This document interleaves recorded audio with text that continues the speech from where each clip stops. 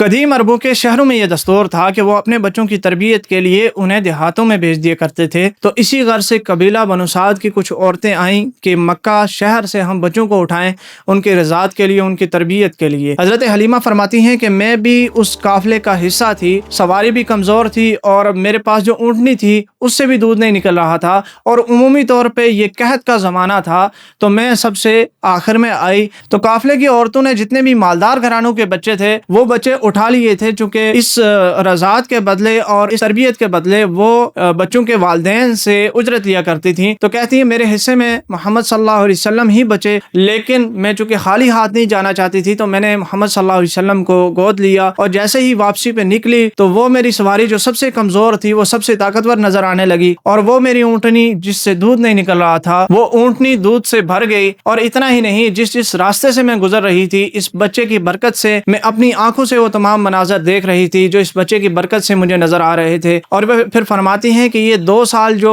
رسول اللہ صلی اللہ علیہ وسلم کے ابتدائی میرے پاس رہے، میں نے رسول اللہ صلی اللہ علیہ وسلم کی زندگی کی اتنی برکت دیکھی کہ 2 سال بعد میں ان کی والدہ کے پاس آئی اور ان سے اصرار کیا کہ مجھے مزید محمد صلی اللہ علیہ وسلم کو اپنے پاس رہنے دیں، اور انہیں یہ بتایا کہ شہر کے اندر چونکہ وبائیں پھیلتی رہتی ہیں لہٰذا رسول اللہ صلی اللہ علیہ وسلم کو مزید کچھ حصہ میرے پاس رہنے۔ پھر رسول اللہ صلی اللہ علیہ وسلم کی عمر جب 4 سے 5 سال تھی، پہلی دفعہ شق صدر کا واقعہ پیش آیا۔ وہ یوں کہ رسول اللہ صلی اللہ علیہ وسلم بچوں کے ساتھ کھیل رہے تھے تو حضرت جبریل امین آئے، رسول اللہ صلی اللہ علیہ وسلم کو لٹایا، آپ کا سینہ چاک کیا، آپ کا دل نکالا، دل میں سے ایک لوتھڑا نکال کے الگ کیا، اس دل کو دھویا اور دوبارہ رسول اللہ صلی اللہ علیہ وسلم کے سینے میں رکھ دیا۔ یہ واقعہ جب بچوں نے دیکھا تو وہ بھاگتے ہوئے گئے کہ رسول اللہ صلی اللہ علیہ وسلم کو قتل کر دیا گیا، محمد کو قتل کر دیا گیا۔ تو حضرت حلیمہ فرماتی ہیں میں نے جب رسول اللہ صلی اللہ علیہ وسلم کو دیکھا تو ان کا رنگ جو ہے وہ متغیر ہو چکا تھا، تو میں بھی اس سے گھبرا گئی اور میں نے محمد صلی اللہ علیہ وسلم کو ان کی والدہ کے پاس بھیج دیا۔ پھر جب رسول اللہ صلی اللہ علیہ وسلم کی عمر 6 سال تھی تو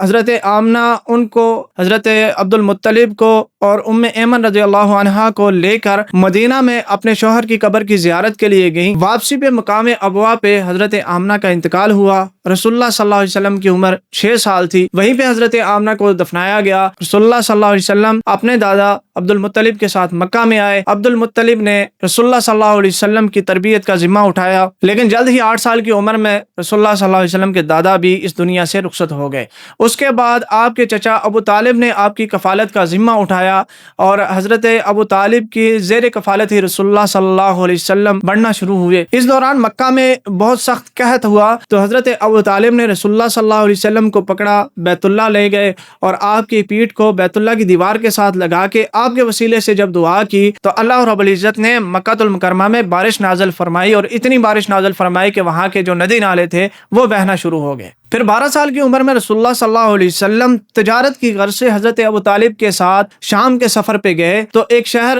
بصرہ میں جب پہنچے تو وہاں پہ ایک مشہور راہب رہتا تھا جس کا اصل نام تو جرجیس تھا لیکن بحیرہ راہب کے نام سے مشہور تھا۔ تو وہ اپنے حجرے سے نکلا، کیونکہ عموماً وہ حجرے سے نہیں نکلا کرتا تھا، لیکن وہ رسول اللہ صلی اللہ علیہ وسلم کے استقبال کے لیے نکلا۔ آپ صلی اللہ علیہ وسلم کو دیکھ کے کہنے لگا کہ یہ سید العالمین ہیں، یہ سید المرسلین ہیں۔ تو حضرت ابو طالب نے کہا کہ یہ آپ کو کیسے معلوم؟ تو کہنے لگے جیسے ہی آپ اس گھاٹی میں داخل ہوئے تو میں نے دیکھا کہ کوئی درخت، کوئی پتھر ایسا نہیں تھا جو رسول اللہ صلی اللہ علیہ وسلم کو دیکھ کے سجدہ ریز نہ ہوا، اور پھر رسول اللہ صلی اللہ علیہ وسلم کے کندھوں کے درمیان جو مہر نبوت تھی اس سے بھی پہچانا، اور حضرت ابو طالب کو یہ مشورہ دیا کہ اپنے بھتیجے کو واپس بھیج دیں چونکہ یہ خطرہ ہے کہ یہودی ان کو نقصان پہنچائیں گے۔ تو حضرت ابو طالب نے رسول اللہ صلی اللہ علیہ وسلم کو واپس مکہ بھیج دیا۔ جب رسول اللہ صلی اللہ علیہ وسلم کی عمر تقریباً 15 سال تھی تو جنگ فجار پیش آئی، جس میں ایک جانب قریش اور بنو کنانہ تھے اور دوسری جانب کیسے اعلان تھے۔ تو اس جنگ میں رسول اللہ صلی اللہ علیہ وسلم نے اپنے چچاؤں کا ساتھ دیا اور انہیں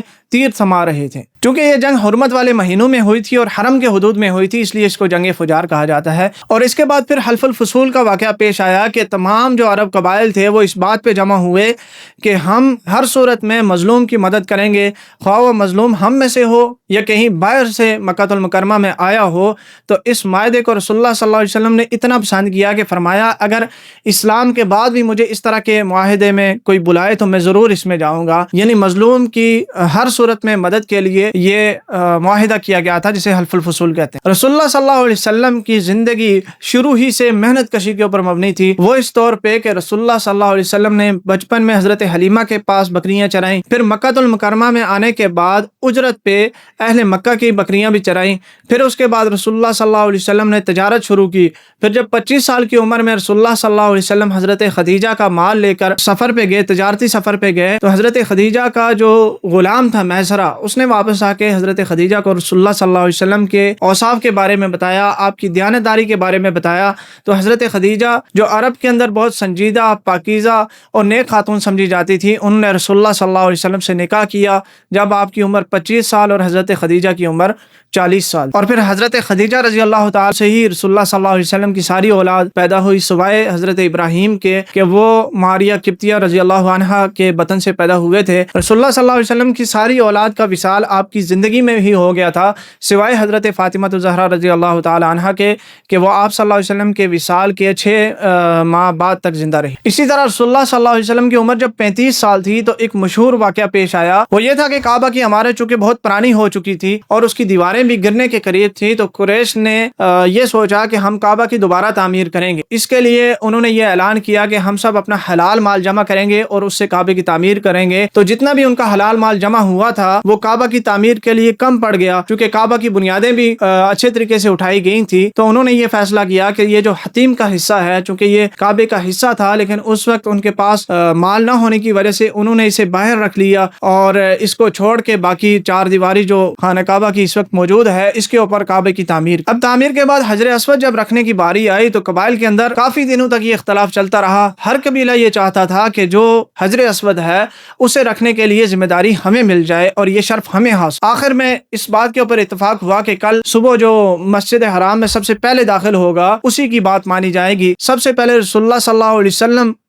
داخل ہوئے تو سب نے یہ اعلان کیا کہ بے شک رسول اللہ صلی اللہ علیہ وسلم امانت دار ہیں، آپ امین ہیں، دیانت دار ہیں، آپ کی امانت دیانت صداقت کی گواہی دی اور یہ کہا کہ جو یہ فیصلہ کرے ہمیں منظور۔ پھر رسول اللہ صلی اللہ علیہ وسلم نے اتنا حکمت بھرا فیصلہ کیا کہ ایک چادر منگوائی اور اس چادر میں اپنے ہاتھوں سے حجر اسود اٹھا کے رکھا اور تمام قبائل کے سرداروں کو بلایا اور کہا کہ چادر کے کونے کو پکڑیں اور خانہ کعبہ کے سامنے لے جائیں۔ یوں سب قبائل نے مل کے حجر اسود کو اٹھایا اور کعبۃ المشرفہ کے سامنے لے گئے۔ پھر رسول اللہ صلی اللہ علیہ وسلم نے اپنے ہاتھوں سے حجر اسود نصب کیا۔ تو رسول اللہ صلی اللہ علیہ وسلم اپنی قوم میں سب سے زیادہ بہادر بھی تھے، اپنی قوم میں سب سے زیادہ عقل مند بھی تھے، اور صرف اپنی قوم میں نہیں بلکہ پوری دنیا میں، پوری تاریخ انسانیت میں رسول اللہ صلی اللہ علیہ وسلم سب سے بہادر، سب سے امانت دار، سب سے دیانت دار، سب سے عزت دار اور ہر طرح کی لہو و لعب سے دور، ہر طرح کی شرک سے دور، ہر طرح کے شراب نوشی سے دور، ہر طرح کی قصہ گوئی سے دور۔ عرب معاشرے کے اندر رسول اللہ صلی اللہ علیہ وسلم کا ایک بہت بڑا مقام بن گیا تھا کہ رسول اللہ صلی اللہ علیہ وسلم کو